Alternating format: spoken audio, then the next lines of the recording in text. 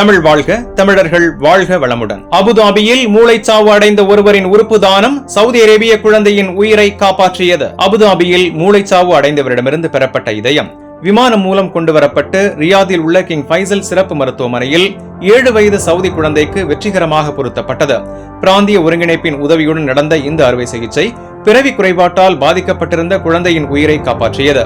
நன்கொடையாளரின் தகவல் விரைவாக பகிரப்பட்டு தனியார் விமானத்தில் உறுப்பு கொண்டுவரப்பட்டு சாதனை நேரத்தில் அறுவை சிகிச்சை நடத்தப்பட்டது.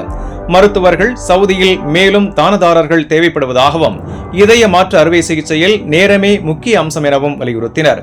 KFSHRC இதய மையம் ரோபோ இதய மாற்று அறுவை சிகிச்சை மற்றும் செயற்கை இதய பம்ப் பொருத்துதலில் முன்னேற்றங்களை அடைந்தது.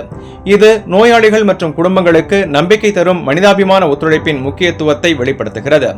மத்திய கிழக்கு மற்றும் வட ஆப்பிரிக்காவில் முதலிடமும் உலகின் சிறந்த 250 மருத்துவ மையங்களில் 15வது இடமும் KFSHRC பெற்றுள்ளது.